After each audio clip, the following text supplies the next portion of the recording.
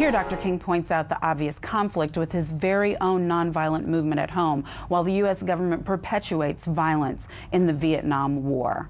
Joining us via FaceTime to discuss is the senior minister at the very church where Dr. King delivered this powerful speech. Welcome, Reverend Dr. Amy Butler of Riverside Church in New York. Thank you.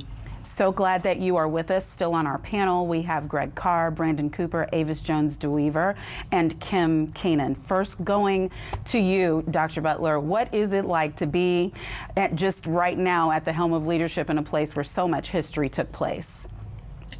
Well, you can't step into the pulpit every Sunday morning without feeling the witness of those who have gone before you. Surely Riverside Church is a place where so many have called for justice and peace. And this call is even more important now than perhaps ever before.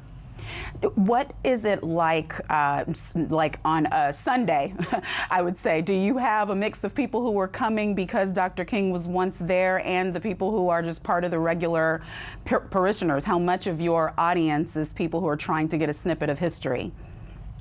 Well, I think no one can step into the nave of the Riverside Church without being, aware of these voices who have come before and have called for justice. But I just saw Dr. Barber on your show. He was with us on Sunday. We want our pulpit to be a living pulpit where we raise up voices of those who have gone before, but also raise our own voices to speak to the matters of our own time.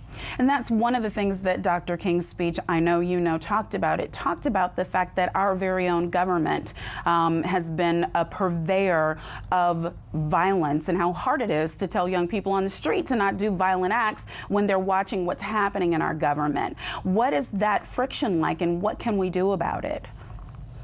Well, some people say that religion and politics shouldn't mix, but if you're not being political in your pulpit, then something is wrong, because the mandates of our faith speak to the violence in our society, but also being perpetrated by our government. I mean, Dr. King was very concerned that, our government was especially exploiting young black men, sending them to Vietnam to perpetrate violence in the name of the United States government, and coming back to become victims of violence and racism in our own system. And that systemic racism continues in our country, and we have to speak out.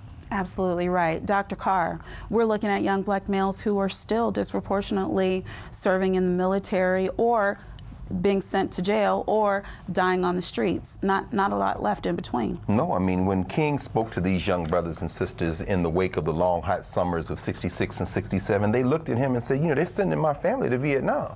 Mm-hmm. I mean, and in some ways, that may be why young people have turned many from the church.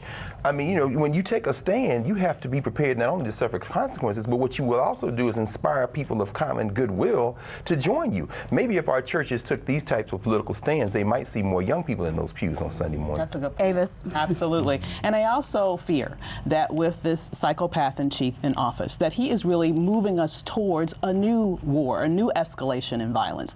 And so now more than ever, we really need to be active in order to let our representative know that no, we will not stand for this. To me, that's the only thing that he could really do, frankly, to sort of save his presidency, to incite some sort of violence to get people to rally around him in spite of his total incompetence. How can we speak to the legislature, Brandon? Yeah, I'll say two things. It was the previous president that really escalated the war as well. Don't forget that. Increasing bombings in Somalia and Yemen. Can I not be interrupted? I always try to speak. I'll be real quick. Tighten right, If we can talk about, I always get interrupted. I love 30 it. seconds. Yes, 30 seconds. Thank you.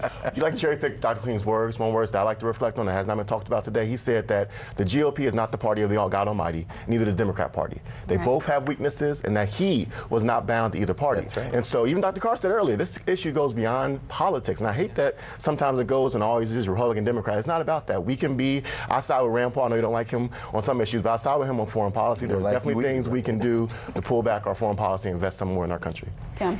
Well, John F. Kennedy is cited in this speech too, and people don't remember that. But he said, those who make peaceful revolution impossible will make violent revolution inevitable. And I think that's what this comes down to. This violence begets violence, and we're talking about, killing everybody we can, and because America's first, but we're not thinking about the fact that that's going to beget more of it. And what we need to be doing is working on our, hey, if we get our stuff right, it'll be right everywhere else in the world.